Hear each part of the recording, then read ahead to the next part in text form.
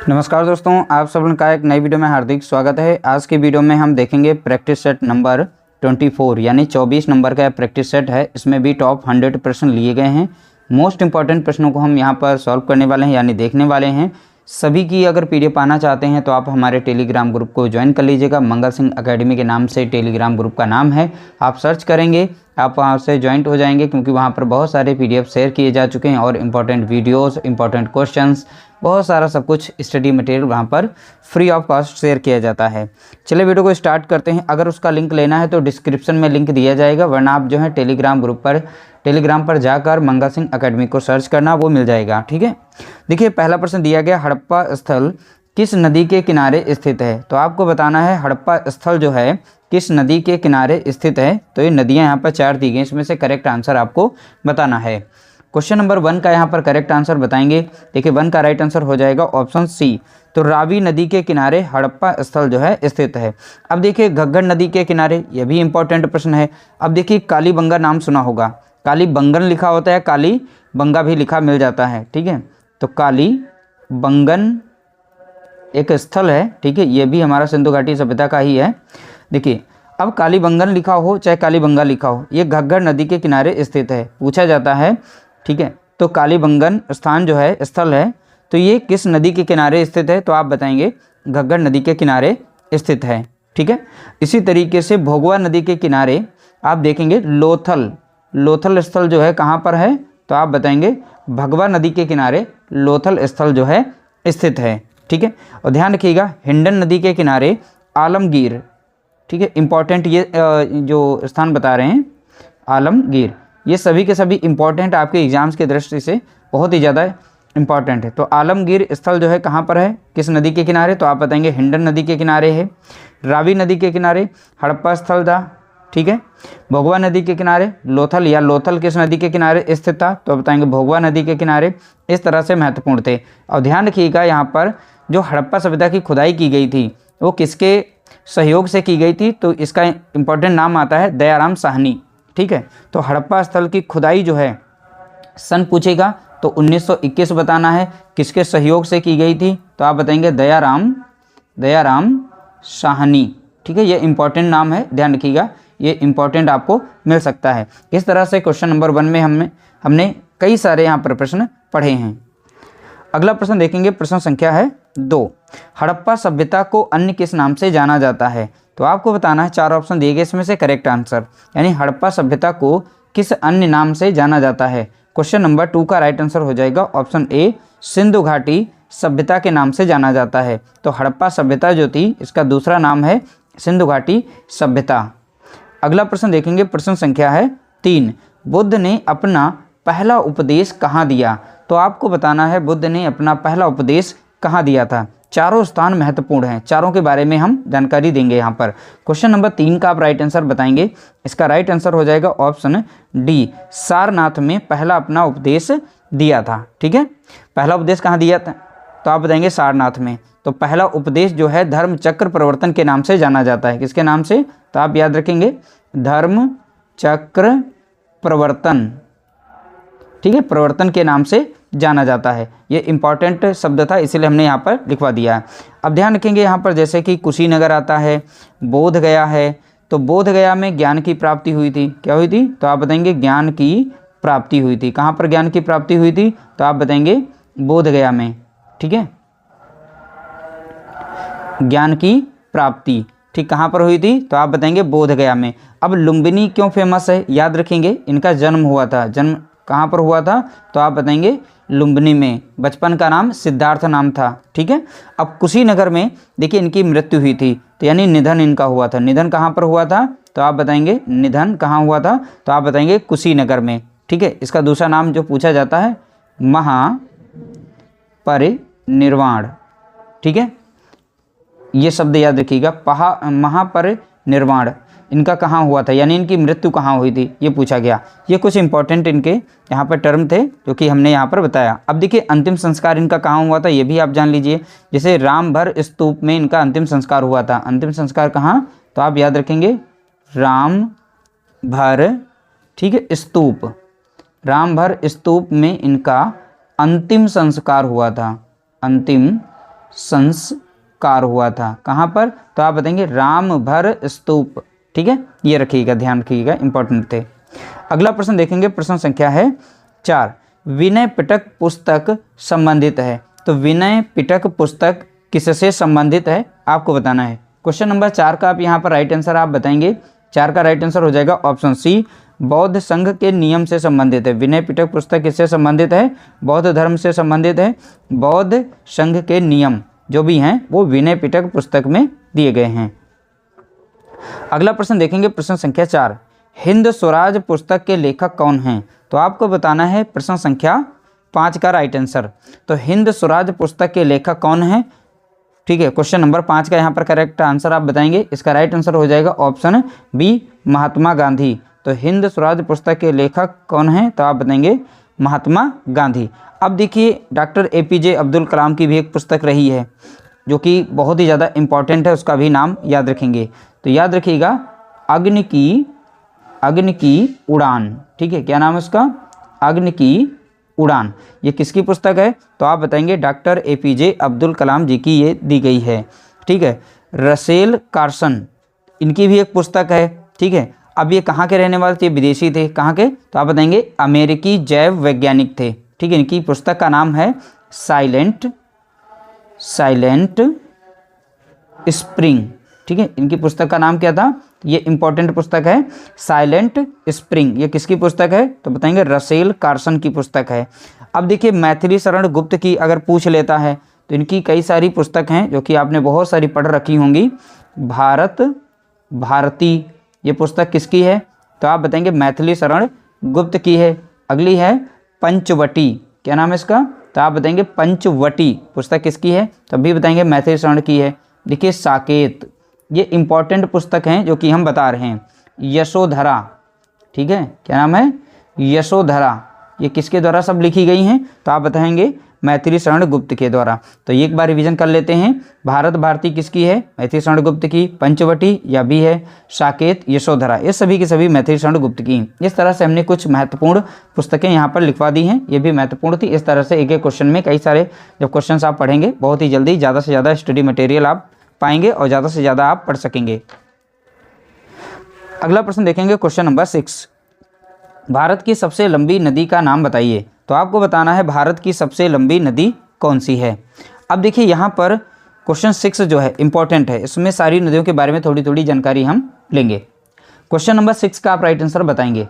देखिए, 6 का यहाँ पर राइट आंसर हो जाएगा ऑप्शन बी। जो भारत की सबसे लंबी नदी है वो कौन सी नदी है? तो आप बताएंगे गंगा नदी है। ठीक है, अब ये निकलती कहाँ से है? तो उद्गम स्थान याद रखिएगा गंगोत्री। क्या नाम याद रखेंगे? गंगोत्री ग्लेशियर जो है वहाँ से इसका उद्गम होता है। ठीक है, ग्लेशियर याद रखिएगा, गंगोत्री ग्लेशियर इसका नाम है। अब इसकी टोटल लंबाई कितनी है? तो आप बताएंगे 2525 किलोमीटर ये इंडिया में फैली हुई है। ठीक है, तो इस तरह से इसको याद रखिएगा। अब इनके किनारे कौन कौन से शहर बसे हुए हैं तो उनके बारे में भी जानकारी ले लेंगे। जैसे कि वाराणसी पड़ जाता है। ठीक है, वाराणसी, और आप बता सकते हैं जैसे हरिद्वार। ठीक है, वाराणसी हो गया, हरिद्वार हो गया, कानपुर हो गया। ठीक है, ये जो हैं इनके किनारे। अब अगला है प्रयागराज और पटना। ठीक है, तो याद रखिएगा गंगा नदी के किनारे कौन है बड़े शहर हैं, क्योंकि ये पूछ लिए जाते हैं। तो वाराणसी हो गया, हरिद्वार हो गया, कानपुर हो गया, प्रयागराज हो गया और पटना हो गया। तो इस तरह से ये हो गए। अगला यहाँ पर हम देखिए, हमारा जो राइट आंसर था यहाँ पर वो गंगा हो गया। अब देखिए ब्रह्मपुत्र के बारे में थोड़ी सी जानकारी देखें। देखिए, ब्रह्मपुत्र की टोटल लंबाई है 2900 किलोमीटर, लेकिन भारत में इसकी लंबाई कितनी है?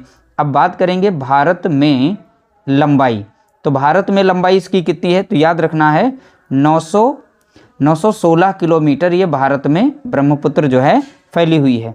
ठीक है, इस तरह से अब याद रखिएगा। अगली बात करते हैं गोदावरी की। ठीक है, तो गोदावरी दक्षिण भारत की गंगा कहलाती है। कहाँ की? तो आप याद रखेंगे दक्षिण भारत की गंगा के नाम से जानी जाती है। ठीक है, तो याद रखिएगा। ठीक, अगला यहाँ पर देखिए कृष्णा नदी जो है आपके दक्षिण में ही पड़ती है। कुछ ये महत्वपूर्ण थी नदियों के बारे में जानकारी जो कि हमने यहाँ पर जानकारी दी। अगला प्रश्न देखेंगे, प्रश्न संख्या है 7। देखिए यहाँ पर दिया गया प्रयाग प्रशस्ति की रचना निम्नलिखित में से किसके द्वारा संस्कृत में की गई। तो आपको बताना है प्रयाग प्रशस्ति की रचना निम्नलिखित में से किसके द्वारा संस्कृत में की गई। क्वेश्चन नंबर 7 का आप राइट आंसर बताएंगे। देखिए 7 का राइट आंसर आपको बताना है।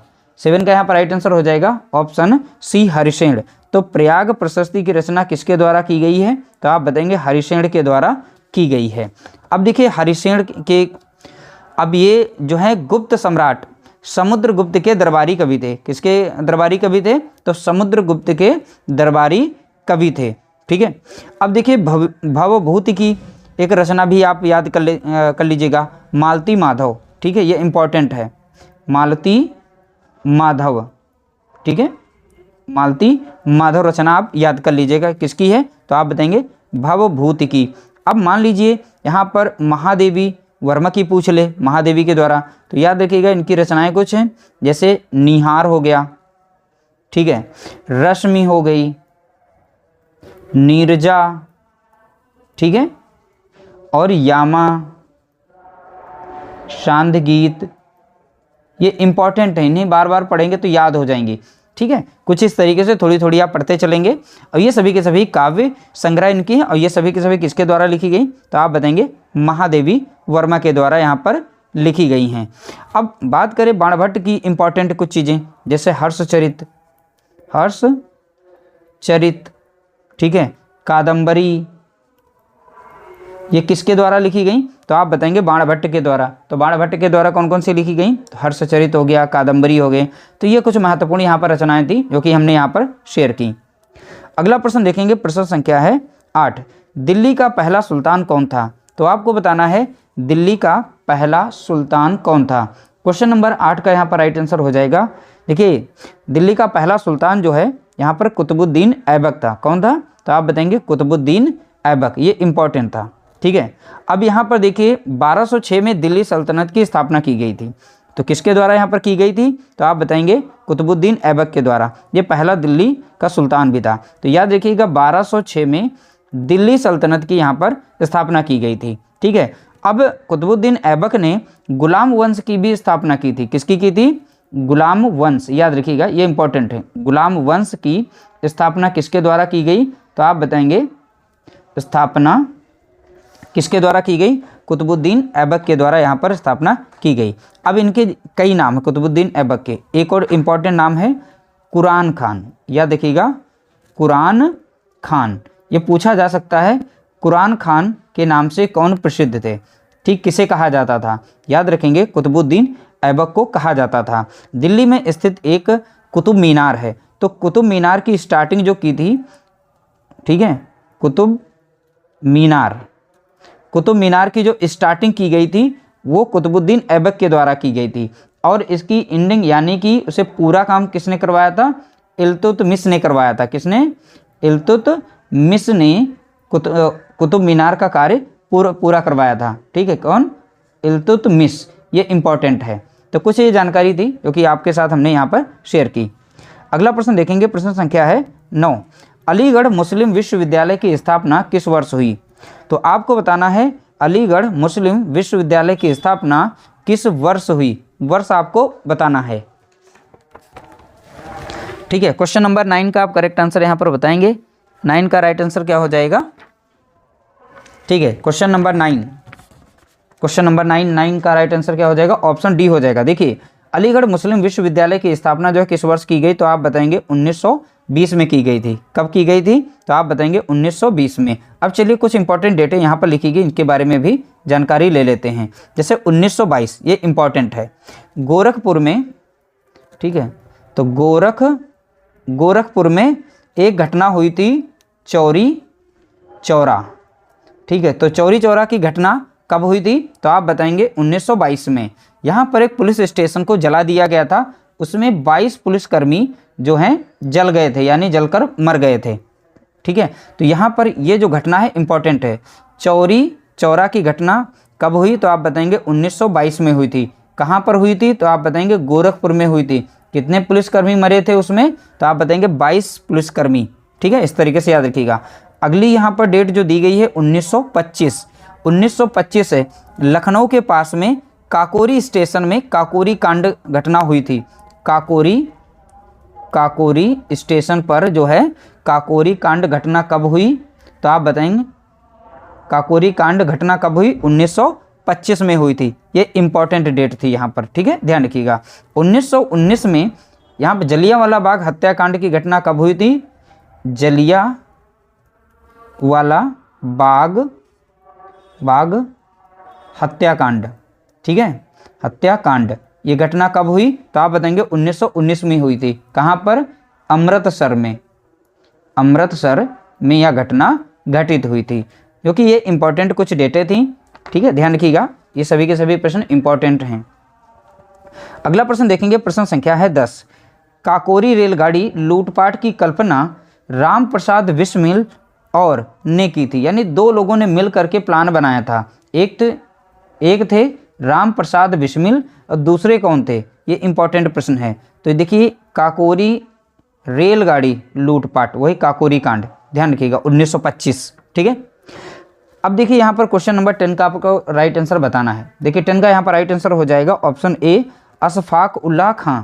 तो ये दूसरे नंबर, यानी दो लोगों ने मिल करके तो काकोरी रेलगाड़ी लूटपाट की योजना जो है इन दोनों लोगों ने बनाई थी। तो दूसरे नंबर का यहाँ नाम पूछता है, तो ध्यान रखिएगा, नाम बताना है कौन दो लोग थे जिन्होंने जो है प्लानिंग की थी कि काकोरी रेलगाड़ी को जो है लूटना है। तो इस तरीके से ये यहाँ पर इंपॉर्टेंट था प्रश्न। अगला प्रश्न देखेंगे, प्रश्न संख्या है 11। रविंद्रनाथ टैगोर ने निम्नलिखित में से किस देश का राष्ट्रगान लिखा था, तो आपको बताना है रविंद्रनाथ टैगोर ने निम्नलिखित में से किस देश का राष्ट्रगान लिखा था। तो 4 ऑप्शन दिए गए हैं, इसमें से आप बता सकते हैं। क्वेश्चन नंबर 11 का करेक्ट आंसर हो जाएगा ऑप्शन डी। देखिए रविंद्रनाथ टैगोर जी ने बांग्लादेश का यहाँ पर राष्ट्रगान लिखा था। अब देखिए कुछ महत्वपूर्ण जानकारी इनके बारे में यहाँ पर देख लेते हैं, जैसे कि चीन की राजधानी, ठीक है, तो चीन की राजधानी याद रखना है और इसकी मुद्रा याद रखनी है, ठीक है, राजधानी एंड मुद्रा। अब देखिए चीन की राजधानी का नाम तो याद रखेंगे बीजिंग, क्या नाम है इसका, बीजिंग नाम है। तो चीन की राजधानी का नाम बीजिंग, और चीन की मुद्रा का नाम क्या था, ठीक है, रेनमिनबी याद रखिएगा, ठीक है। अब म्यांमार की राजधानी क्या है, तो आप याद रखिएगा नेपीडा मिलेगी। तो म्यांमार की राजधानी नेपीडा, और इसकी अगर मुद्रा पूछे तो बहुत बार बता चुके हैं क्यात मुद्रा होती है। कौन सी मुद्रा है वहाँ पर, तो आप बताएंगे क्यात मुद्रा। अब भूटान की देखेंगे, भूटान की राजधानी क्या है, तो आप बताएंगे थिम्पू। तो भूटान की राजधानी क्या है, थिम्पू, और इसकी मुद्रा क्या हो जाएगी, निगुल ड्रम, ठीक है, निगुल ट्रम याद रखिएगा, निगुल ट्रम। तो निगुल ट्रम मुद्रा कहाँ की है, तो अब याद रखेंगे भूटान की है। अब अगर पूछ ले बांग्लादेश की राजधानी क्या है, तो आप याद रखिएगा ढाका। अब इसकी मुद्रा क्या है बांग्लादेश की, तो याद रखेंगे टका। तो इस तरह से यहाँ पर राजधानी और मुद्रा हमने अपने पड़ोसी देशों के नामों से याद कर ली हैं। तो ये 4 इंपॉर्टेंट यहाँ पर हमने कुछ प्रश्न बना दिए। इस तरीके से हमने यहाँ पर इनको अच्छे से पढ़ लिया, और जो कि हमारा यहाँ पर राइट आंसर इस प्रश्न का देखा जाए, रविन्द्रनाथ टैगोर ने किस देश का राष्ट्रगान लिखा, तो आप बताएंगे बांग्लादेश का यहाँ पर करेक्ट आंसर हो जाएगा। अगला प्रश्न देखेंगे, प्रश्न संख्या है 12। हमारे देश का राष्ट्रीय पशु कौन सा है, तो आपको बताना है हमारे देश का राष्ट्रीय पशु कौन सा है। क्वेश्चन नंबर 12 का करेक्ट आंसर आप बताएंगे,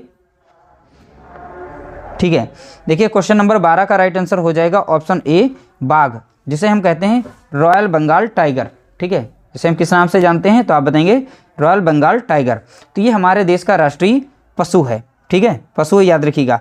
अगर आपसे पूछ ले विरासत, देखिए हाथी जो हमारा है राष्ट्रीय, ये इंपॉर्टेंट है, राष्ट्रीय विरासत पशु। तो विरासत पशु जब भी पूछेगा तो ध्यान रखिएगा हाथी को टिक करना है। तो राष्ट्रीय विरासत पशु है, और ये हमारा यहाँ पर राइट आंसर हो जाएगा। और राष्ट्रीय विरासत पशु कब घोषित किया गया, इसके बारे में समझ लेंगे। तो 2010 में हाथी को राष्ट्रीय विरासत पशु के रूप में घोषित किया गया था। अब रॉयल बंगाल टाइगर को राष्ट्रीय पशु कब घोषित किया गया, अगर ये सन पूछ लेता है तो आप बताएंगे 1973 में से राष्ट्रीय पशु घोषित किया गया था। तो सन भी आप साथ में याद कर लेंगे। अगला प्रश्न देखेंगे, प्रश्न संख्या है 13। भारत में एशियाई शेर कहाँ पाए जाते हैं, तो आपको बताना है भारत में एशियाई शेर कहाँ पाए जाते हैं? क्वेश्चन नंबर 13 का आप राइट आंसर बताएंगे। 13 का राइट आंसर क्या हो जाएगा? देखिए 13 का यहाँ पर राइट आंसर है ऑप्शन डी, गुजरात में पाए जाते हैं। गुजरात में गिर जंगल है, कौन सा? गिरी वन में पाए जाते हैं। ठीक है, तो गिरी वन में तो यहाँ पर जो है एशियाई शेर पाए जाते हैं। इंपॉर्टेंट है, ध्यान रखिएगा। अगला प्रश्न देखेंगे, प्रश्न संख्या है 14। भारत का कौन सा राष्ट्रीय उद्यान हंगुल मृग के लिए प्रसिद्ध है? तो आपको बताना है भारत का ऐसा कौन सा राष्ट्रीय उद्यान है जहाँ पर हंगुल मृग पाए जाते हैं। क्वेश्चन नंबर 14 का आप राइट आंसर बताएंगे। क्वेश्चन नंबर 14 का राइट आंसर क्या हो जाएगा?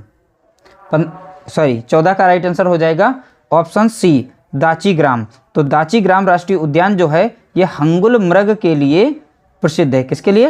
हंगुल मृग के लिए। अब मानस राष्ट्रीय उद्यान ये कहाँ पर स्थित है? ये स्थान पूछ सकता है, तो याद रखिएगा मानस राष्ट्रीय उद्यान जो है ये असम में स्थित है। कहाँ पर है? तो आप बताएंगे असम में। ठीक है, और ये यूनेस्को विश्व धरोहर स्थल भी है। किसमें है? यूनेस्को विश्व धरोहर स्थल। ठीक है, इंपॉर्टेंट है, ध्यान रखिएगा, इसीलिए हमने यहाँ पर मानस लिखवा दिया। मानस ये कहाँ पर है? तो आप बताएंगे असम में पड़ता है। ठीक है, दूसरे नंबर पर है दुधवा। तो दुधवा राष्ट्रीय उद्यान जो है उत्तर प्रदेश में है। कहाँ पर है? उत्तर प्रदेश में। अब उत्तर प्रदेश में कहाँ पड़ता है? तो आप बताएंगे लखीमपुर खीरी में पड़ता है। कहाँ पर है?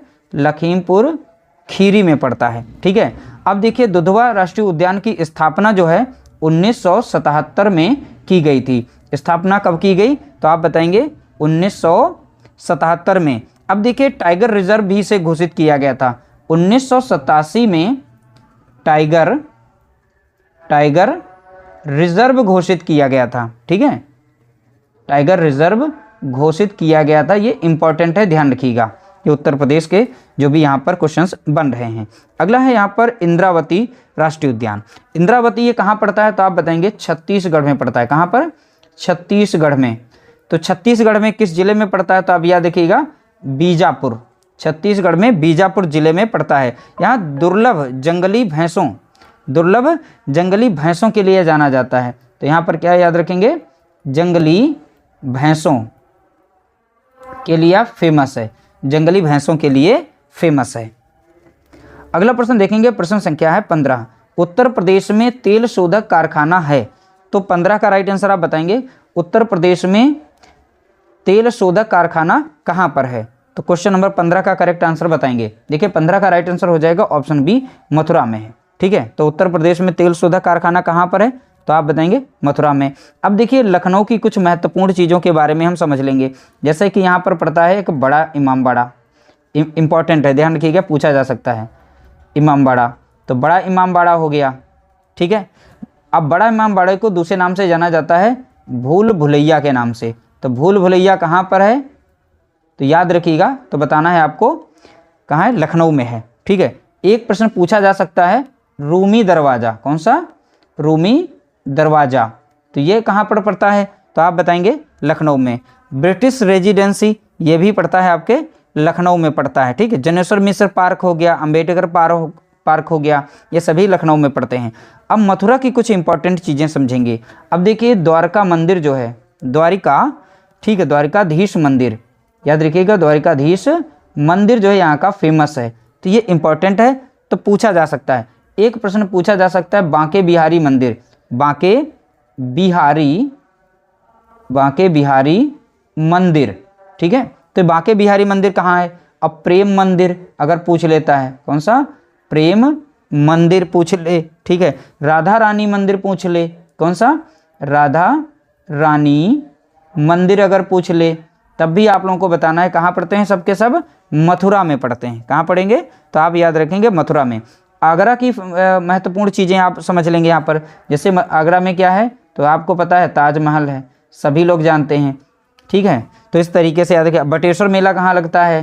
ठीक है, ये इंपॉर्टेंट चीज़ है। बटेश्वर मेला, तो बटेश्वर मेला कहाँ का प्रसिद्ध है? तो आप बताएंगे आगरा का। कैलाश मेला कहाँ लगता है?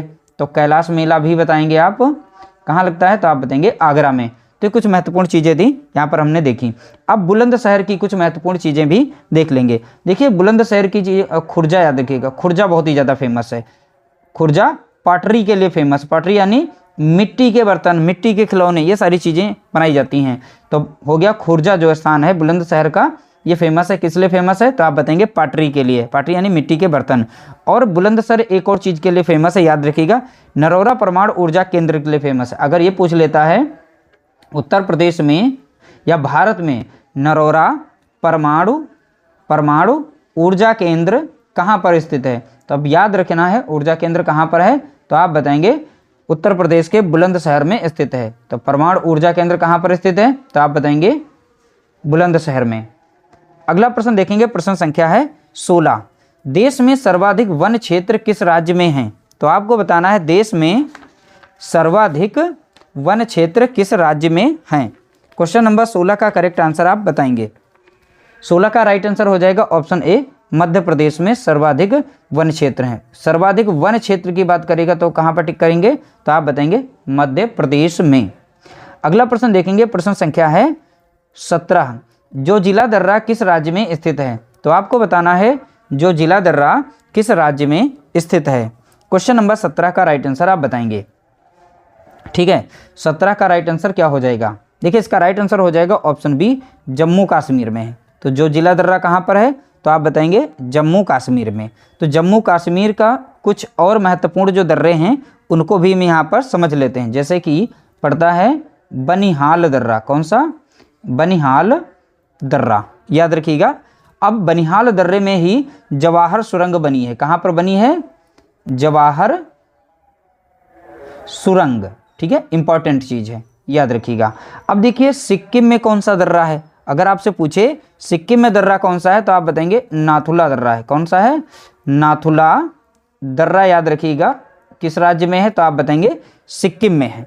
ठीक है, एक और है जेलेपला दर्रा। कौन सा? जेलेपला। ठीक है, तो देखिए सिक्किम में दो दर्रे हैं, इंपॉर्टेंट है। एक है नाथुला दर्रा, दूसरा है जेलेपला दर्रा।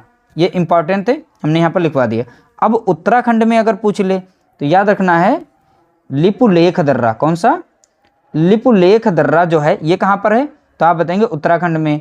माना दर्रा और नीति दर्रा, नीति, माना, नीति और लिपुलेख, ये तीनों दर्रे कहाँ पड़ते हैं, तो आप बताएंगे उत्तराखंड राज्य में पड़ते हैं।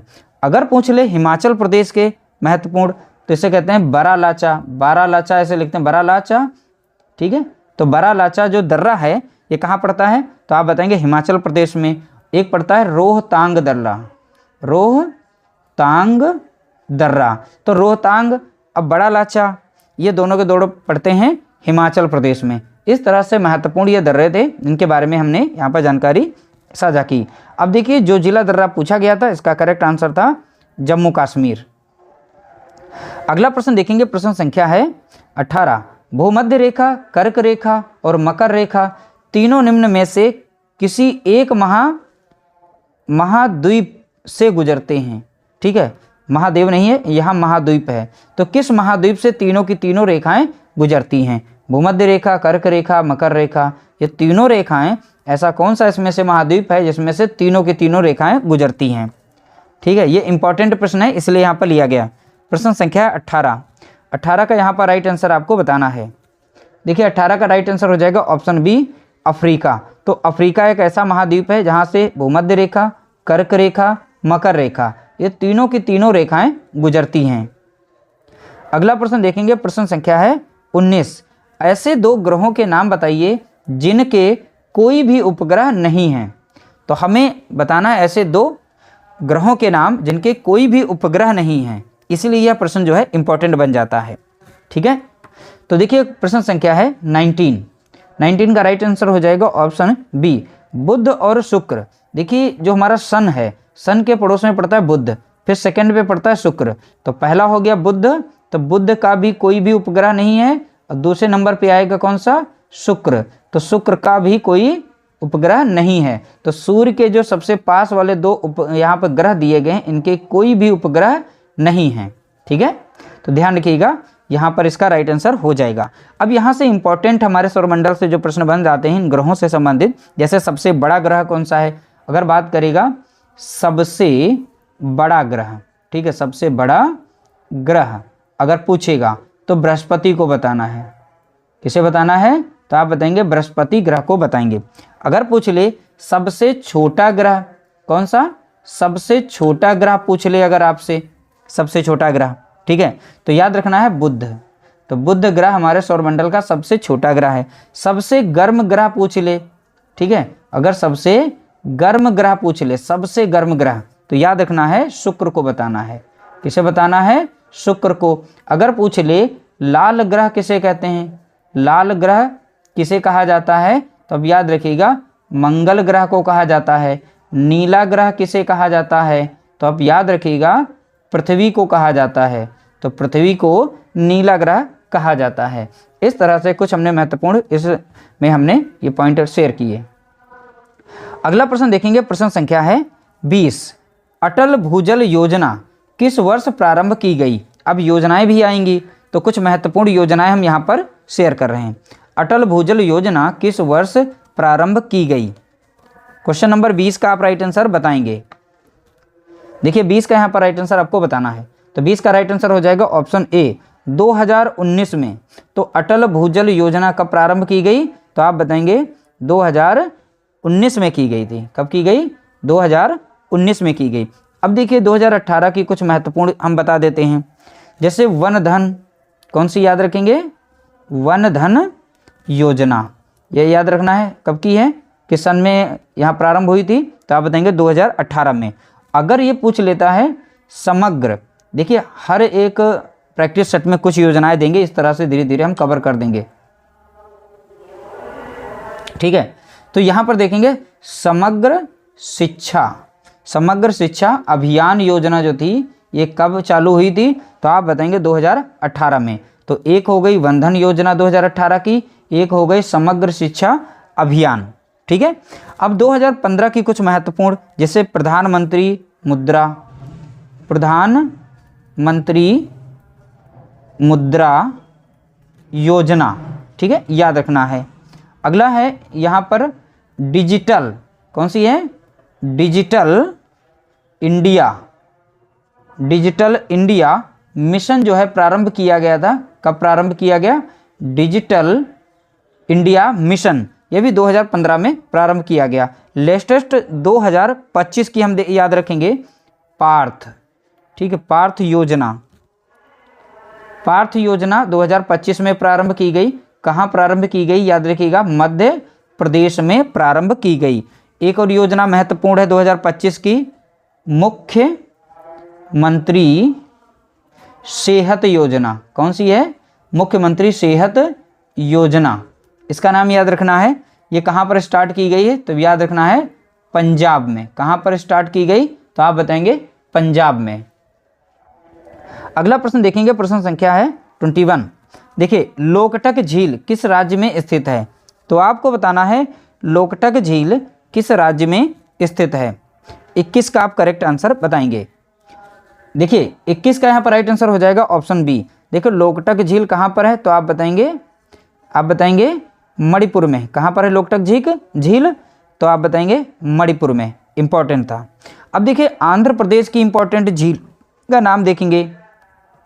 आंध्र प्रदेश की जो इंपॉर्टेंट झील है वो है कोलेरू। कौन सी झील है? तो आप बताएंगे कोलेरू झील, ये आंध्र प्रदेश की इंपॉर्टेंट है। अब जम्मू कश्मीर की अगर पूछ ले तो वुलर झील कहाँ पर है? वुलर झील, तो आप बताएंगे जम्मू कश्मीर में है, ठीक है। केरल की इंपॉर्टेंट पूछ ले अष्टमुडी, कौन सी? याद रखना है अष्टमुडी झील जो है ये केरल की है, ये इंपॉर्टेंट है, ठीक है। तो कुछ इंपॉर्टेंट हमने झीलें भी यहाँ पर लिखवा दी। इसके अलावा अगला प्रश्न देखेंगे, क्वेश्चन नंबर 22। भारत में सबसे पहले निम्नलिखित में से किस राज्य में सूरज दिखाई देता है? तो भारत के किस राज्य में सबसे पहले सूरज दिखाई देता है? प्रश्न संख्या है 22। तो 22 का आप राइट आंसर यहाँ पर बताएंगे। 4 ऑप्शन दिए गए, इसमें से करेक्ट आंसर आपको बताना है। देखिए 22 का राइट आंसर हो जाएगा ऑप्शन सी, अरुणाचल प्रदेश, ठीक है। तो भारत में सबसे पहले किस राज्य में सूरज दिखाई देता है? तो आप बताएंगे अरुणाचल प्रदेश। ये इंपॉर्टेंट था इसलिए हमने यहाँ पर लिखा है। अब देखिए मिजोरम के बारे में थोड़ा सा समझेंगे। तो मिजोरम की राजधानी पूछ सकता है, क्योंकि इनकी राजधानियाँ ऐसी हैं तो आप भटक सकते हैं, इसलिए इंपॉर्टेंट है राजधानियाँ, याद रखिएगा। मिजोरम की राजधानी है आइजोल। क्या नाम है इसका? आइजोल। तो मिजोरम की राजधानी का नाम आइजोल। अब देखिए ये भी पूछ सकता है मिजोरम के मुख्यमंत्री का नाम बताइए। तो मुख्यमंत्री कौन है?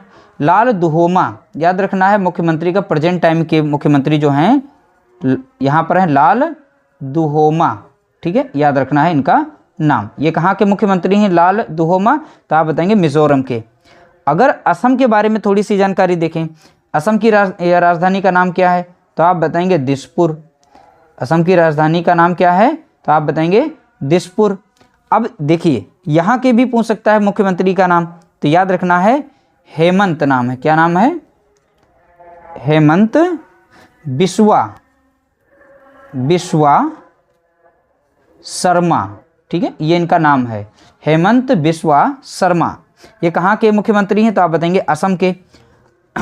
अरुणाचल प्रदेश, इसकी राजधानी पूछ सकता है, तो याद रखना है ईटानगर। क्या है?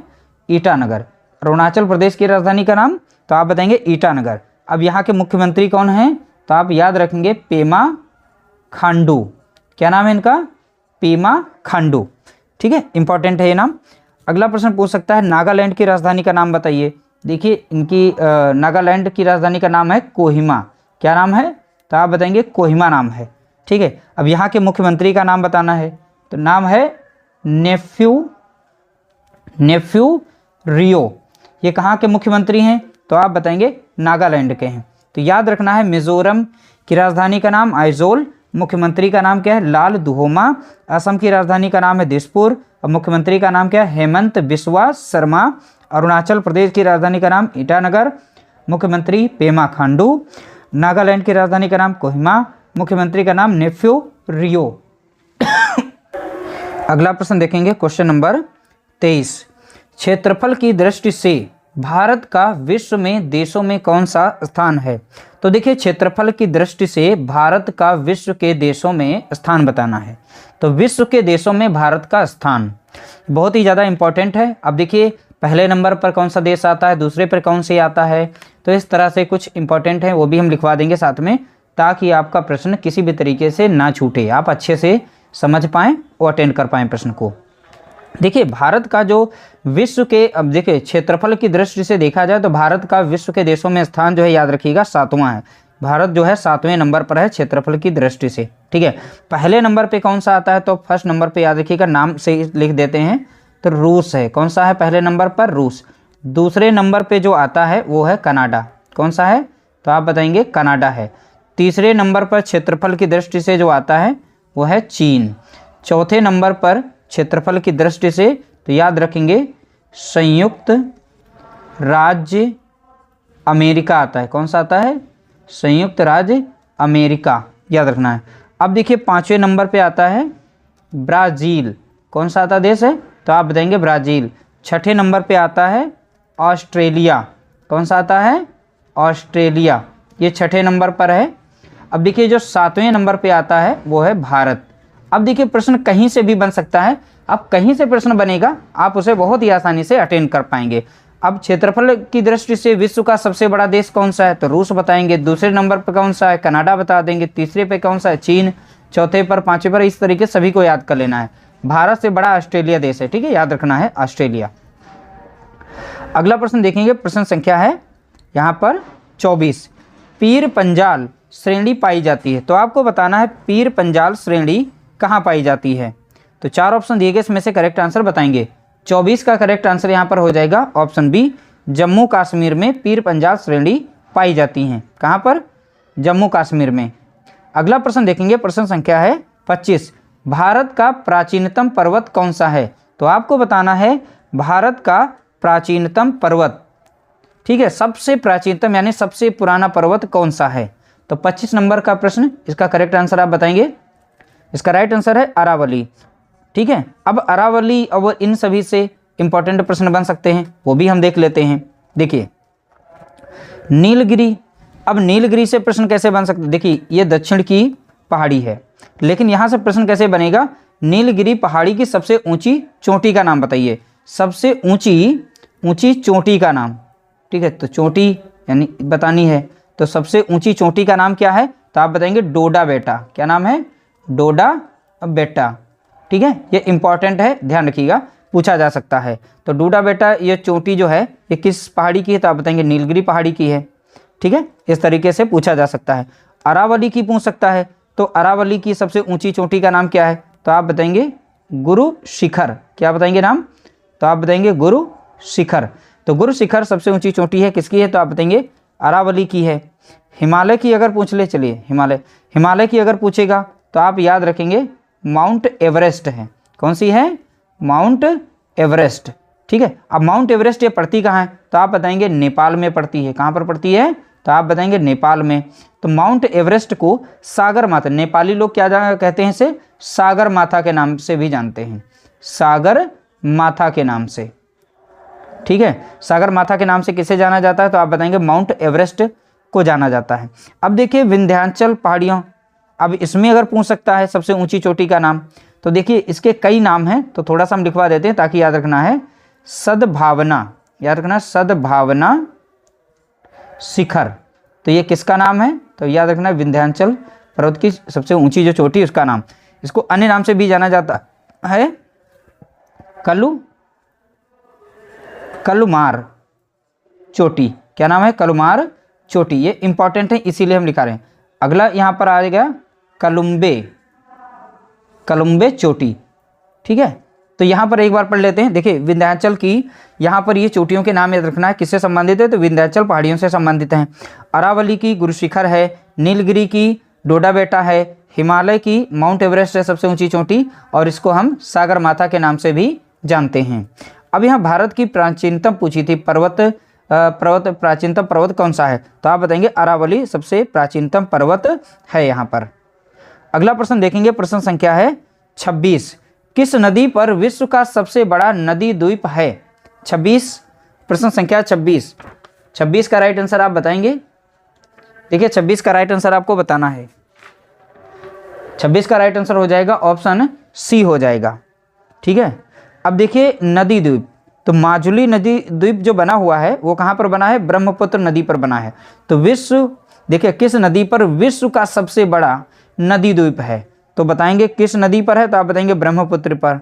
कौन सा है, तो आप बताएंगे माजुली। नाम क्या है उसका, माजुली नदी द्वीप। क्या नाम है, माजुली नदी द्वीप। ठीक है, नदी द्वीप याद रखिएगा, ये माजुली नाम याद रखिएगा, इंपॉर्टेंट है। किस नदी पर है, तो आप बताएंगे ब्रह्मपुत्र नदी पर है। अगला प्रश्न देखेंगे, प्रश्न संख्या है 27। भारत के किस राज्य में फुलहर झील स्थित है, तो आपको बताना है भारत के किस राज्य में फुलहर झील स्थित है। प्रश्न संख्या है 27 का यहाँ पर करेक्ट आंसर हो जाएगा ऑप्शन सी, उत्तर प्रदेश में है। ठीक है, उत्तर प्रदेश में फुलहर झील स्थित है। अगला प्रश्न देखेंगे, प्रश्न संख्या है 28। रोहतांग दर्रा अवस्थित है, अभी हमने ऊपर बताया था, अच्छे से एक्सप्लेन किया था। 28 का आप करेक्ट आंसर यहाँ पर बताएंगे ऑप्शन ए, हिमाचल प्रदेश में रोहतांग दर्रा स्थित है। अगला प्रश्न देखेंगे, प्रश्न संख्या 29। रानी लक्ष्मीबाई बांध अवस्थित है, तो आपको बताना है रानी लक्ष्मीबाई बांध कहाँ पर यानी किस नदी पर स्थित है। प्रश्न संख्या है 29 का right answer option A, Betwa नदी पर। कहाँ पर है, तो आप बताएंगे बेतवा नदी पर। अगला प्रश्न देखेंगे, केसर की सबसे अधिक मात्रा उत्पन्न की जाती है, यानी केसर की सबसे अधिक मात्रा कहाँ पर, यानी केसर कहाँ उगाई जाती है। देखिए 30 का यहाँ पर करेक्ट आंसर हो जाएगा ऑप्शन बी, कश्मीर में। कहाँ पर, तो आप बताएंगे कश्मीर में। अगला प्रश्न देखेंगे, प्रश्न संख्या है 31। सन 1873 ईस्वी में सत्यशोधक समाज की स्थापना की, तो सत्यशोधक समाज की स्थापना किसने की। सन पूछे तो 1873 बताना है, किसने की तो यहाँ पर बताना। देखिए 31 का यहाँ पर करेक्ट आंसर हो जाएगा ऑप्शन बी, ज्योतिबा फुले ने की थी। तो सत्यशोधक समाज की स्थापना किसने की, तो आप बताएंगे ज्योतिबा राव फुले ने की थी। अगला प्रश्न देखेंगे, प्रश्न संख्या है 32। वेदांत सोसाइटी की स्थापना किसने की, तो आपको बताना है वेदांत सोसाइटी की स्थापना किसके द्वारा की गई। प्रश्न संख्या है 32 का राइट आंसर है ऑप्शन ए, स्वामी विवेकानंद जी ने। किसने की थी, तो आप बताएंगे स्वामी विवेकानंद जी ने की थी। अगला प्रश्न देखेंगे, प्रश्न संख्या है 33। सप्तरथ मंदिर कहाँ स्थित है, तो आपको बताना है सप्तरथ मंदिर कहाँ स्थित है। प्रश्न संख्या 33 33 का राइट आंसर हो जाएगा ऑप्शन ए, महाबलीपुरम में। ये सप्तरथ मंदिर कहाँ है? 33 का राइट आंसर तो आप बताएंगे महाबलीपुरम में है। अगला प्रश्न देखेंगे, प्रश्न संख्या है 34। खजुराहो के मंदिर किस राज्य में हैं? देखिए 34 का राइट आंसर आपको बताना है, खजुराहो के मंदिर किस राज्य में हैं। तो यहाँ पर बताएंगे इसका राइट आंसर मध्य प्रदेश में है। कहाँ पर है? मध्य प्रदेश में। अगला प्रश्न बताएंगे, देखिए 35 का, अढ़ाई दिन का झोपड़ा कहाँ स्थित है? 35 का करेक्ट आंसर आपको बताना है। इसका राइट आंसर है अजमेर। अजमेर कहाँ पड़ता है? तो आप बताएंगे राजस्थान में पड़ता है। कहाँ पर पड़ेगा? तो आप बताएंगे राजस्थान में। अब फतेहपुर सीकरी या आगरा में पड़ता है? आगरा का प्रसिद्ध क्या है? ताजमहल है, याद रखिएगा। दिल्ली का लाल किला। अगला प्रश्न देखेंगे, प्रश्न संख्या 36। दिलवाड़ा का जैन मंदिर किस राज्य में स्थित है? तो आपको बताना है दिलवाड़ा का जैन मंदिर किस राज्य में स्थित है। प्रश्न संख्या 36। 36 का राइट आंसर है राजस्थान। तो दिलवाड़ा का जैन मंदिर कहाँ है? तो आप बताएंगे राजस्थान में है। अगला प्रश्न देखेंगे, जलियांवाला बाग कहाँ स्थित है? तो जलियांवाला बाग कहाँ पर है? तो आपको बताना है 37 का, देखिए राइट आंसर बताना है। इसका राइट आंसर है अमृतसर में है। कहाँ पर है? तो आप बताएंगे अमृतसर में। अगला प्रश्न देखेंगे, हवा महल स्थित है। तो हवा महल कहाँ पर स्थित है? प्रश्न संख्या है 38। 38 का आप राइट आंसर बताएंगे। देखिए 38 का यहाँ पर राइट आंसर हो जाएगा ऑप्शन बी, जयपुर में पड़ता है। जयपुर कहाँ पड़ता है? तो आप याद रखेंगे राजस्थान में पड़ता है। कहाँ पर? तो आप याद रखेंगे राजस्थान में। अगला प्रश्न देखेंगे, प्रश्न संख्या 39। उत्तर प्रदेश विधान परिषद की संपूर्ण संख्या। तो विधान परिषद की संपूर्ण संख्या बतानी है, सीटें बतानी है कितनी। देखिए 39 का यहाँ पर करेक्ट आंसर हो जाएगा ऑप्शन डी, 100। तो विधान परिषद की संपूर्ण संख्या कितनी है? तो आप बताएंगे 100 है। अगला प्रश्न देखेंगे, प्रश्न संख्या है 40। निम्नलिखित में से कौन सा काकोरी कांड मुकदमे में सरकारी वकील था? इंपॉर्टेंट है काकोरी कांड से रिलेटेड प्रश्न। देखिए 40 का यहाँ पर करेक्ट आंसर हो जाएगा ऑप्शन बी, जगत नारायण मुल्ला। कौन थे सरकारी वकील? ठीक है, तो ये मुकदमे के सरकारी वकील कौन थे? जगत नारायण मुल्ला। 40 का राइट आंसर हो जाएगा ऑप्शन बी। अगला प्रश्न देखेंगे 41। देखिए बगलिहार परियोजना किस नदी पर स्थित है? तो आपको बताना है बगलिहार परियोजना किस नदी पर स्थित है। प्रश्न इंपॉर्टेंट है, इसलिए हम चारों प्रश्नों को यहाँ पर अच्छे से समझेंगे, यहाँ पर चारों ऑप्शंस को। ठीक है, 41 का यहाँ पर करेक्ट आंसर आप बताएंगे। 41 का राइट आंसर क्या हो जाएगा? तो आप बताएंगे ऑप्शन ए। अब ये बगलिहार परियोजना जो है ये चिनाब नदी पर स्थित है। कहाँ पर है? चिनाब नदी पर ये परियोजना बनी हुई है। ठीक है, अब भागीरथी पर कौन सी परियोजना है? तो याद रखेंगे टिहरी बांध कहाँ पर है? टिहरी बांध याद रखना इंपॉर्टेंट है। टिहरी बांध ये भागीरथी नदी पर बना हुआ है। ठीक है, हुगली नदी का इंपॉर्टेंट रखेंगे, हुगली नदी की परियोजना। तो इसका नाम है फरक्का। क्या नाम है इसका? फरक्का परियोजना। ठीक है, ये इंपॉर्टेंट परियोजना है, याद रखिएगा। फरक्का परियोजना किस नदी पर है? तो आप बताएंगे हुगली नदी पर। टिहरी बांध किस पर बना हुआ है? भागीरथी पर बताएंगे। महानदी, यह भी इंपॉर्टेंट है। तो देखिए हीराकुंड बांध। कौन सा?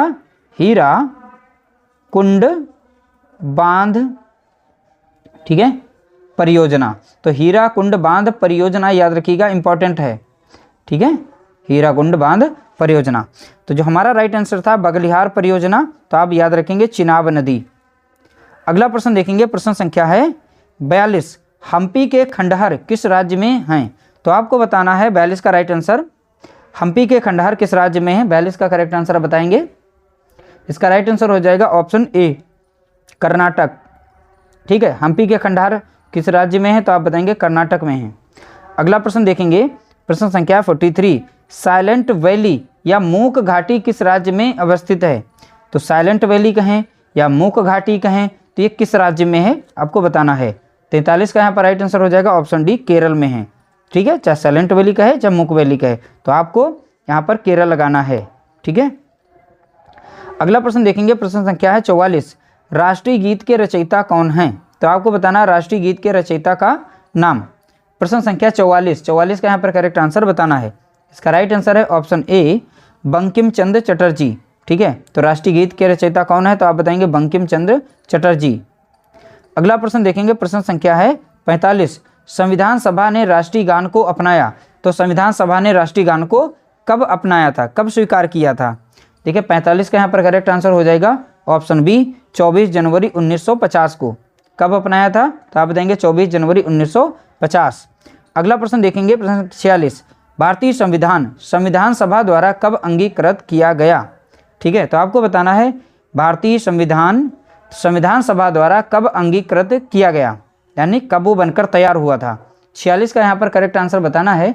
इसका राइट आंसर है ऑप्शन सी 26 नवंबर 1949। इसीलिए प्रतिवर्ष को 26 नवंबर को संविधान दिवस के रूप में मनाया जाता है।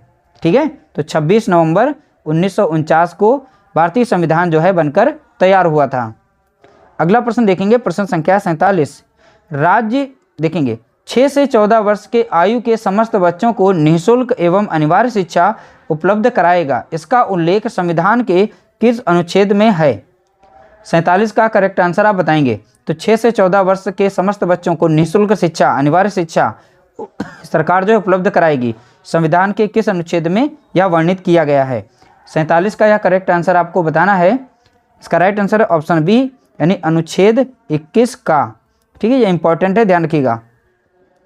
अगला प्रश्न देखेंगे, प्रश्न संख्या है 48, भारत की संविधान सभा की प्रारूप समिति के अध्यक्ष, देखिए प्रारूप समिति के अध्यक्ष का नाम बताना है।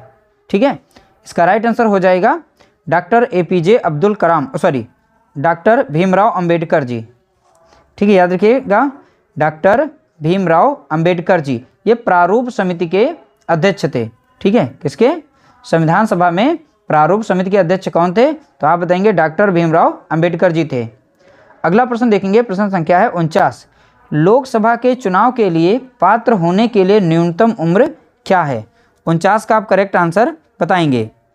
ठीक है, 49 का राइट आंसर आपको बताना है। ठीक है, अब देखिए यहाँ पर बोला गया जैसे लोकसभा के चुनाव के लिए पात्र होने के लिए न्यूनतम उम्र क्या है? तो देखिए अलग अलग ऑप्शन दिए गए, इसमें से करेक्ट आंसर आप बता सकते हैं। देखिए यहाँ पर राइट आंसर हो जाएगा लोकसभा के चुनाव के लिए पात्र होने के लिए न्यूनतम उम्र क्या है? 49 का आप करेक्ट आंसर यहाँ पर बताएंगे। इसका राइट आंसर हो जाएगा ऑप्शन ए, यानी 25 वर्ष है। तो 25 वर्ष प्रधानमंत्री यानी PM के लिए भी है, याद रखिएगा। ठीक है, तो PM प्रधानमंत्री के बनने के लिए न्यूनतम उम्र क्या है? तब भी आप बताएंगे 25 वर्ष है। और लोकसभा के चुनाव के लिए पात्र होने के लिए न्यूनतम उम्र जो है ये भी 25 वर्ष है। अगला प्रश्न देखेंगे, प्रश्न संख्या है 50, भारतीय संविधान में समवर्ती सूची की अवधारणा किस राष्ट्र से ली गई है? तो आपको बताना है समवर्ती सूची की अवधारणा किस राष्ट्र से ली गई है। 50 का यहाँ पर करेक्ट आंसर आप बताएंगे। इसका राइट आंसर हो जाएगा ऑप्शन डी, ऑस्ट्रेलिया से ली गई। कहाँ से? तो आप बताएंगे ऑस्ट्रेलिया से। अगला प्रश्न देखेंगे, प्रश्न संख्या है 51, भारतीय रिजर्व बैंक यानी RBI का मुख्यालय कहाँ है? तो RBI का मुख्यालय हमें बताना है। 51 का राइट आंसर आप बताएंगे। देखिए इसका राइट आंसर हो जाएगा ऑप्शन सी, मुंबई। तो भारतीय रिजर्व बैंक का मुख्यालय कहाँ पर है? तो आप बताएंगे मुंबई है। अगला प्रश्न देखेंगे, प्रश्न संख्या है 52, भारत में प्रथम पंचवर्षीय योजना का प्रारंभ किस वर्ष हुआ था? देखिए 52 का यहाँ पर करेक्ट आंसर आप बताएंगे। तो 52 का राइट आंसर हो जाएगा ऑप्शन डी, 1991 में। ठीक है, राइट आंसर क्या हो जाएगा? 1991। 52 का राइट आंसर डी। अगला प्रश्न देखेंगे, प्रश्न संख्या है 53, भूकंपीय तरंगों की तीव्रता मापी जाती है। तो आपको बताना है भूकंपीय तरंगों की तीव्रता किससे मापी जाती है? ठीक है, यानी किसमें मापी जाती है? यहाँ पे 4 ऑप्शन दिए, हमें बताना है। 53 का यहाँ पर राइट आंसर हो जाएगा ऑप्शन सी, रिएक्टर पैमाने में। ठीक है, किसमें मापी जाती है? तो आप बताएंगे रिएक्टर पैमाने में। अगला प्रश्न देखेंगे, प्रश्न संख्या है 54, भारत का सबसे अधिक बाढ़ग्रस्त राज्य है। तो भारत में सबसे अधिक बाढ़ग्रस्त राज्य कौन सा है? उसका नाम बताना है। 54 का यहाँ पर राइट आंसर हो जाएगा ऑप्शन डी, बिहार। बिहार में ठीक है एक कोसी नदी है। तो कोसी नदी जो है प्रतिवर्ष बाढ़ लेकर आती है।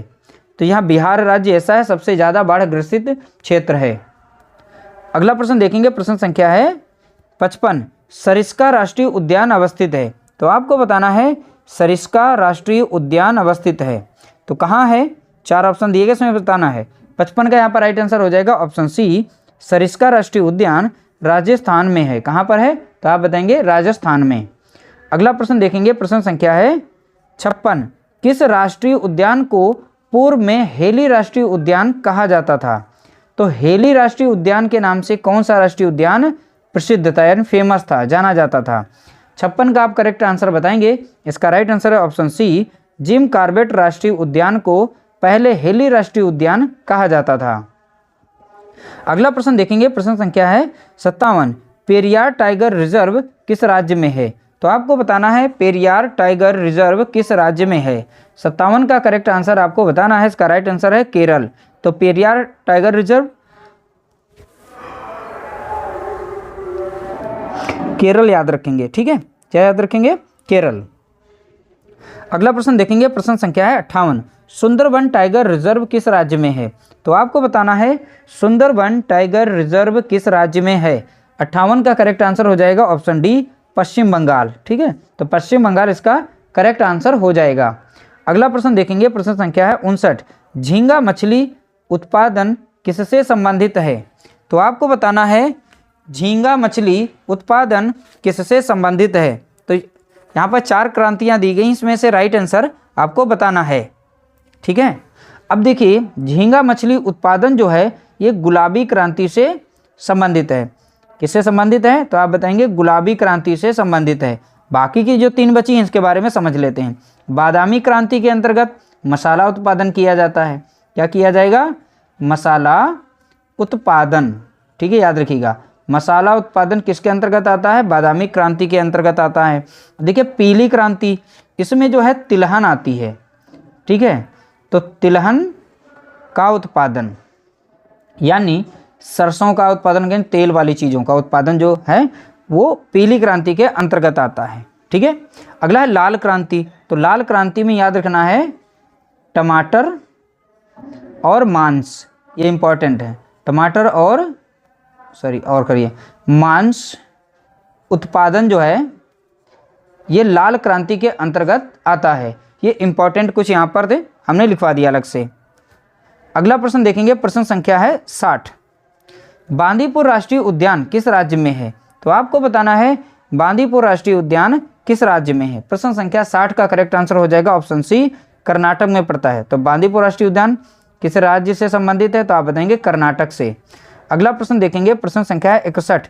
दुधवा टाइगर रिजर्व किस जिले में स्थित है? तो आपको बताना है दुधवा टाइगर रिजर्व किस जिले में है।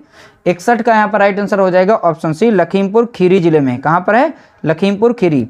अब दुधवा टाइगर रिजर्व, ठीक है, तो इसे कब बनाया गया था? तो आप बताएंगे 1987 में। अब देखिए दुधवा राष्ट्रीय उद्यान कब स्थापित हुआ था? अगर यह स्थापना पूछ लेता है, ठीक है, स्थापना, तो 1977 याद रखना है। और टाइगर रिजर्व कब घोषित किया गया? 1987 में याद रखना है। अगला प्रश्न देखेंगे 62। सुश्री मेधा पाटेकर का संबंध निम्न में से किससे है? तो मेधा पाटेकर जो हैं ये किससे संबंधित हैं? यहाँ पर देखिए 62 का यहाँ पर राइट आंसर हो जाएगा ऑप्शन सी, पर्यावरण संरक्षण से संबंधित हैं। किससे संबंधित हैं? तो आप बताएंगे पर्यावरण संरक्षण से संबंधित हैं। अगला प्रश्न देखेंगे, प्रश्न संख्या है 63। पौधे और जंतु की संकटग्रस्त प्रजातियों को प्रदर्शित करने के लिए IUCN ने निम्न पुस्तक तैयार की है। तो IUCN के द्वारा कौन सी पुस्तक यहाँ पर जारी की गई जिसमें संकटापन्न प्रजातियों के नाम लिखे जाते हैं, यानी जिन्हें कहते हैं इंडेंजर्ड स्पीसीज को उसमें रिटर्न किया जाता है, लिखा जाता है, ठीक है। 63 का यहाँ पर राइट आंसर हो जाएगा option B, red data book. याद रखिएगा उसका नाम क्या है? तो आप बताएंगे रेड डाटा बुक।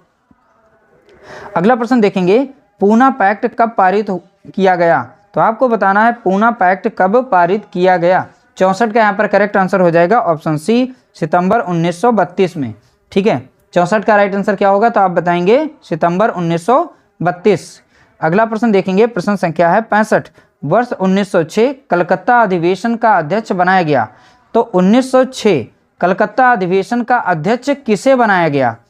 ठीक है, 65 का यहाँ पर करेक्ट आंसर आपको बताना है। इसका राइट आंसर हो जाएगा ऑप्शन बी, दादा भाई नौरोजी को बनाया गया था। अगला प्रश्न देखेंगे, प्रश्न संख्या है यहाँ पर 66। द्वितीय गोलमेज सम्मेलन कब से कब तक चला? तो द्वितीय गोलमेज सम्मेलन की यहाँ पर डेट बतानी है, कब से कब तक चला। 66 का यहाँ पर राइट आंसर हो जाएगा ऑप्शन ए, सितंबर 1931 से दिसंबर 1931 तक, यानी 1931 में ही रहा, सितंबर से चला है दिसंबर तक, यहाँ पर है सितंबर से दिसंबर तक चला है। अगला प्रश्न देखेंगे, प्रश्न संख्या है 67। लेदर टेक्नोलॉजी पार्क कहाँ अवस्थित है? तो आपको बताना है लेदर टेक्नोलॉजी पार्क कहाँ पर स्थित है। 67 का यहाँ पर राइट आंसर हो जाएगा ऑप्शन सी, उन्नाव में है। कहाँ पर है? तो आप बताएंगे उन्नाव में, यानी 67 का राइट आंसर हो जाएगा ऑप्शन सी। अगला प्रश्न देखेंगे 68। उत्तर प्रदेश गन्ना अनुसंधान काउंसिल अवस्थित है। नाम हो गया यहाँ पर चेंज हो गया, इसको टर्म को याद रखिएगा, काउंसिल, ठीक है। उत्तर प्रदेश गन्ना अनुसंधान काउंसिल अवस्थित है। 68 का यहाँ पर राइट आंसर हो जाएगा ऑप्शन डी, शाहजहांपुर में। कहाँ पर है? तो आप बताएंगे शाहजहांपुर में। अगला प्रश्न देखेंगे, प्रश्न संख्या 69। 1903 में भारतवर्ष की प्रथम चीनी मिल स्थापित की गई। तो आपको बताना है 1903 में भारतवर्ष की प्रथम चीनी मिल कहाँ पर स्थापित की गई। 69 का यहाँ पर राइट आंसर आपको बताना है। 69 का राइट आंसर हो जाएगा ऑप्शन बी, प्रतापपुर में। कहाँ पर? तो आप बताएंगे प्रतापपुर में, ठीक है। अगला प्रश्न देखेंगे, प्रश्न संख्या है 70। निम्नलिखित में से किस नगर महोदय श्री के नाम से जाना जाता है? तो आपको बताना है किसे नगर महोदय श्री के नाम से जाना जाता है, ठीक है। प्रश्न संख्या 70 का राइट आंसर है ऑप्शन डी, कन्नौज को। तो कन्नौज को नगर महोदय श्री के नाम से जाना जाता है। अगला प्रश्न देखेंगे, प्रश्न संख्या 71। महापरिनिर्वाण मंदिर अवस्थित है। तो आपको बताना है महापरिनिर्वाण मंदिर कहाँ स्थित है। 71 का यहाँ पर राइट आंसर हो जाएगा ऑप्शन ए, कुशीनगर में है। कहाँ पर है? तो आप बताएंगे कुशीनगर में। अगला प्रश्न देखेंगे, प्रश्न संख्या है 72। लठमार होली मनाई जाती है। तो लठमार होली कहाँ मनाई जाती है? प्रश्न संख्या 72। तो 72 का राइट आंसर हो जाएगा ऑप्शन बी, बरसाना में। तो लठमार होली कहाँ मनाई जाती है? तो आप बताएंगे बरसाना में। अगला प्रश्न देखेंगे, प्रश्न संख्या 73। उत्तर प्रदेश में राष्ट्रीय कथक संस्थान स्थित है। तो उत्तर प्रदेश में राष्ट्रीय कथक संस्थान कहाँ पर स्थित है? 73 का राइट आंसर आप बताएंगे। इसका राइट आंसर है ऑप्शन बी, लखनऊ में है। कहाँ पर है? तो आप बताएंगे लखनऊ में। अगला प्रश्न देखेंगे, प्रश्न संख्या है 74। कर्मा लोक नृत्य है। तो कर्मा लोक नृत्य कहाँ का है? 74 का करेक्ट आंसर आप बताएंगे। इसका राइट आंसर है सोनभद्र का। कहाँ का है? तो आप बताएंगे सोनभद्र का। अगला प्रश्न देखेंगे, प्रश्न संख्या है 75। चरकुला प्रमुख नृत्य है। तो ये कहाँ का है चरकुला प्रमुख नृत्य? 75 का आप करेक्ट आंसर बताएंगे। इसका राइट आंसर है ऑप्शन बी, ब्रजभूमि का है। तो चरकुला प्रमुख नृत्य कहाँ का है? तो आप बताएंगे ब्रजभूमि का। 75 का राइट आंसर ऑप्शन बी। अगला प्रश्न देखेंगे, प्रश्न संख्या 76। मोतीलाल नेहरू बाल संग्रहालय स्थित है। तो आपको बताना है मोतीलाल नेहरू बाल संग्रहालय कहाँ स्थित है। देखिए 76 का यहाँ पर राइट आंसर आपको बताना है। इसका राइट आंसर है ऑप्शन सी, लखनऊ में है। कहाँ पर है? तो आप बताएंगे लखनऊ में। अगला प्रश्न देखेंगे, प्रश्न संख्या है 77। चित्रकला की मुगल शैली का आरंभ किया गया। तो चित्रकला की मुगल शैली का आरंभ जो है किया गया, आरंभ किया यानी किसने किया था? तो चित्रकला की जो मुगल शैली थी इसका आरंभ किसने किया था? 77 का यहाँ पर राइट आंसर हो जाएगा ऑप्शन बी, यानी हुमायूं ने की दिया। किसने किया? तो आप बताएंगे हुमायूं ने। अगला प्रश्न देखेंगे, प्रश्न संख्या 78।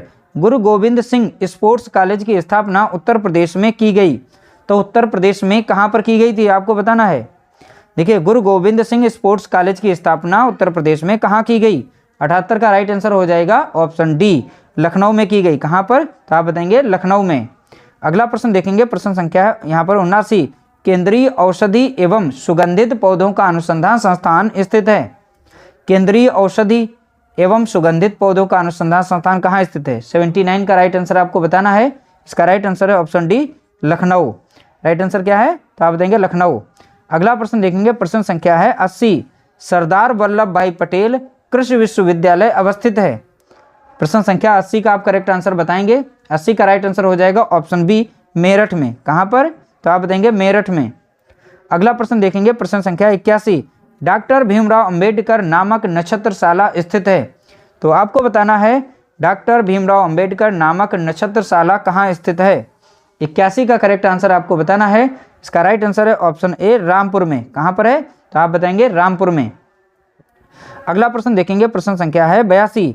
भारतीय पशु चिकित्सा अनुसंधान संस्थान स्थित है। देखिए 82 का राइट आंसर आपको बताना है। तो 82 का राइट आंसर हो जाएगा ऑप्शन ए, बरेली में है। कहाँ पर है? बरेली में। और बरेली में कहाँ पर पड़ता है? तो आप बताएंगे इज्जत नगर में पड़ता है। कहाँ पड़ेगा? इज्जत नगर में। अगला प्रश्न देखेंगे, प्रश्न संख्या है 83। देवा शरीफ मेला कार्तिक में लगता है, लेकिन कार्तिक में कहाँ लगता है ये बताना है। तो देवा शरीफ मेला उत्तर प्रदेश में कहाँ लगता है? देखिए 83 का यहाँ पर राइट आंसर हो जाएगा ऑप्शन बी, यानी बाराबंकी में लगता है। देवा शरीफ का मेला कहाँ लगता है? तो आप बताएंगे उत्तर प्रदेश में बाराबंकी जिले में लगता है। अगला प्रश्न देखेंगे, प्रश्न संख्या 84। यक्षगान लोक नृत्य का संबंध किस राज्य से है? यक्षगान एक लोक नृत्य है, ठीक है, लेकिन किस राज्य से संबंधित है? 84 का यहाँ पर करेक्ट आंसर हो जाएगा option B, Karnataka. Right answer क्या हो जाएगा? तो आप बताएंगे कर्नाटक। अगला प्रश्न देखेंगे, प्रश्न संख्या है 85। कुचिपुड़ी शास्त्रीय नृत्य का संबंध किस राज्य से है? तो कुचिपुड़ी एक शास्त्रीय नृत्य है, ये किस राज्य से संबंधित है ये बताना है। 85 का यहाँ पर करेक्ट आंसर हो जाएगा option B, Andhra Pradesh. Right answer क्या हो जाएगा? तो आप बताएंगे आंध्र प्रदेश। अगला प्रश्न देखेंगे, प्रश्न संख्या है 86। विधानसभा सदस्यों का कार्यकाल होता है, तो आपको बताना है विधानसभा सदस्यों का कार्यकाल कितना होता है। 86 का राइट आंसर हो जाएगा ऑप्शन सी, 5 वर्ष का होता है। कितना होता है? तो आप बताएंगे 5 वर्ष का। अगला प्रश्न देखेंगे, प्रश्न संख्या 87। उत्तर प्रदेश विधान परिषद का गठन कब हुआ था? तो बताना है उत्तर प्रदेश विधान परिषद का गठन किस सन में हुआ। 87 का यहाँ पर राइट आंसर हो जाएगा ऑप्शन बी, 1937 में। तो विधान परिषद का गठन तो बताएंगे 1937। अगला प्रश्न देखेंगे 88। उत्तर प्रदेश को कितने संभागों में बांटा गया है? तो आपको बताना है उत्तर प्रदेश को कितने मंडलों में बांटा गया है, मंडल कहे या संभाग कहे। 88 का यहाँ पर करेक्ट आंसर आपको बताना है। इसका राइट आंसर है 18। तो उत्तर प्रदेश को 18 मंडलों में विभाजित किया गया है। अगला प्रश्न देखेंगे, प्रश्न संख्या है 89। निम्नलिखित में से भारत के किस बंदरगाह को अरब सागर की रानी के नाम से जाना जाता है? तो आपको बताना है भारत के किस बंदरगाह को अरब सागर की रानी के नाम से जाना जाता है। 89 का यहाँ पर करेक्ट आंसर बताना है। इसका राइट आंसर है ऑप्शन बी, कोच्चि। ये कोच्चि कहाँ पड़ता है? तो आप बताएंगे केरल में पड़ता है। तो कोच्चि एक बंदरगाह का नाम है, तो कहाँ पड़ता है? तो आप बताएंगे केरल में। अगला प्रश्न देखेंगे, प्रश्न संख्या 90। स्वर्ण क्रांति का संबंध किसके उत्पादन से है? तो स्वर्ण क्रांति के अंतर्गत किसका उत्पादन किया जाता है? 90 का राइट आंसर आपको बताना है। इसका राइट आंसर है बागवानी और शहद। तो बागवानी और शहद उत्पादन किसके अंतर्गत आता है? तो आप बताएंगे स्वर्ण क्रांति के अंतर्गत आता है। अगला प्रश्न देखेंगे 91। सबसे कम लिंगानुपात वाला भारतीय राज्य कौन सा है? तो आपको बताना है सबसे कम लिंगानुपात वाला भारतीय राज्य कौन सा है। 91 का करेक्ट आंसर यहाँ पर हो जाएगा ऑप्शन बी, हरियाणा। तो सबसे कम लिंगानुपात यहीं पाया जाता है। 4 ऑप्शन देखिए यहाँ पर, इंपॉर्टेंट प्रश्न था इसलिए शामिल किया गया। अगला प्रश्न देखेंगे, प्रश्न संख्या है 92। अंटार्कटिका जाने वाले प्रथम भारतीय दल के प्रभारी थे। ठीक है, अंटार्कटिका जाने वाले प्रथम भारतीय दल के प्रभारी थे। देखिए 92 का यहाँ पर राइट आंसर हो जाएगा option B, doctor SJ. Qasim.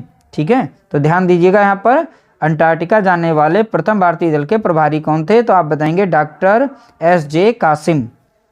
अगला प्रश्न देखेंगे, प्रश्न संख्या 93। भारत का पहला हवाई अड्डा, ठीक है, कहाँ स्थापित हुआ था?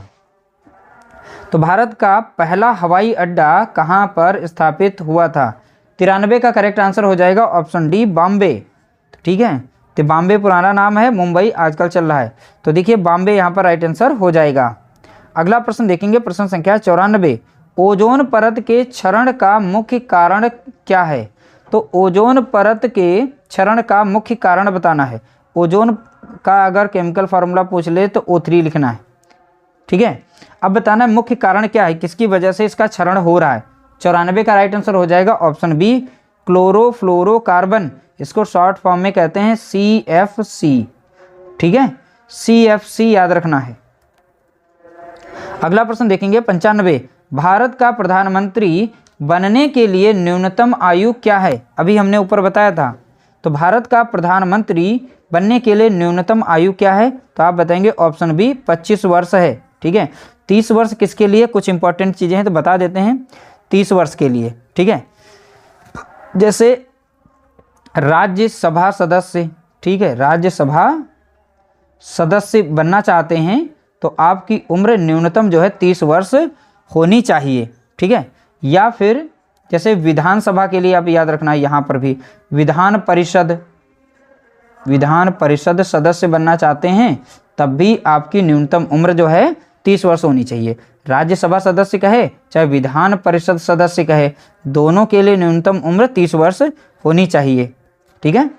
अब देखिए 25 वर्ष के लिए, तो 25 वर्ष में पीएम हो गए यानी प्राइम मिनिस्टर, जिन्हें कहते हैं प्रधानमंत्री, ठीक है। प्रधानमंत्री बनने के लिए न्यूनतम उम्र 25 वर्ष होनी चाहिए।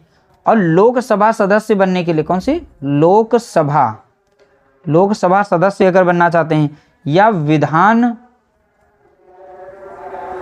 विधानसभा सदस्य बनना चाहते हैं तब भी आपकी न्यूनतम उम्र जो है 25 वर्ष होनी चाहिए।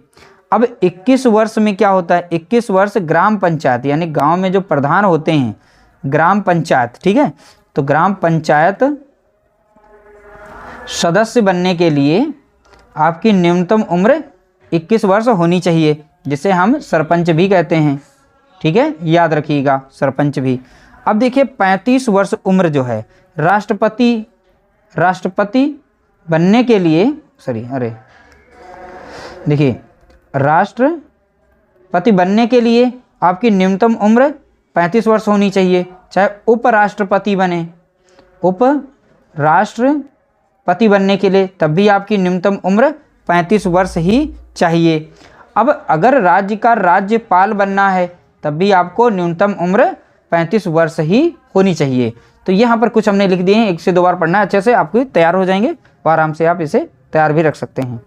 अगला प्रश्न देखेंगे। देखिए इसका राइट आंसर तो हमने बता ही दिया था। देखिए प्रश्न संख्या है 96, उत्तर प्रदेश पुलिस का मुख्यालय स्थित है। तो उत्तर प्रदेश पुलिस का मुख्यालय कहाँ पर है? प्रश्न संख्या 96 का right answer option B Lucknow में। कहाँ पर है? तो आप बताएंगे लखनऊ। अगला प्रश्न देखेंगे, प्रश्न संख्या 97, भारतीय संविधान के किस अनुच्छेद में पंचायत की स्थापना का प्रावधान है? देखिए भारतीय संविधान के किस अनुच्छेद में पंचायत की स्थापना का प्रावधान, किसका? पंचायत की स्थापना का प्रावधान किस अनुच्छेद के अंतर्गत है? 97 का करेक्ट आंसर आपको बताना है। इसका राइट आंसर है 243। अनुच्छेद जो है अनुच्छेद 243 एक इंपॉर्टेंट है। अगला प्रश्न देखेंगे 98, भारतीय संविधान के किस अनुच्छेद के तहत राष्ट्रपति राष्ट्रीय आपातकाल की घोषणा कर सकते हैं? तो राष्ट्रपति जो है राष्ट्रीय आपातकाल की घोषणा कर सकते हैं, किस अनुच्छेद के अंतर्गत कर सकते हैं? देखिए 98 का यहाँ पर राइट आंसर बताना है। 98 का राइट आंसर क्या हो जाएगा? देखिए यहाँ पर इसका राइट आंसर हो जाएगा ऑप्शन सी, अनुच्छेद 252। तो अनुच्छेद 252 के अंतर्गत राष्ट्रपति राष्ट्रीय आपातकाल की घोषणा कर सकते हैं। अगला प्रश्न देखेंगे, प्रश्न संख्या है 99, उत्तर प्रदेश के किस नगर को पीतल नगरी कहते हैं? तो आपको बताना है उत्तर प्रदेश के किस नगर को पीतल नगरी के नाम से जाना जाता है। 99 का राइट आंसर हो जाएगा ऑप्शन डी, मुरादाबाद। ठीक है, तो मुरादाबाद यहाँ पर इंपॉर्टेंट है। अगला प्रश्न देखेंगे, प्रश्न संख्या है 100, नेशनल स्टॉक एक्सचेंज का मुख्यालय कहाँ है? तो आपको बताना है नेशनल स्टॉक एक्सचेंज का मुख्यालय कहाँ है। प्रश्न संख्या 100 का यहाँ पर राइट आंसर हो जाएगा ऑप्शन सी, मुंबई। ठीक है, मुंबई यहाँ पर राइट आंसर हो जाएगा। इस तरह से हमने टॉप 100 प्रश्नों को यहाँ पर देखा है। सभी के सभी इंपॉर्टेंट प्रश्न थे। उम्मीद करते हैं आप लोगों को वीडियो पसंद आई होगी। वीडियो पसंद आई हो तो प्लीज़ वीडियो को लाइक करना, शेयर करना।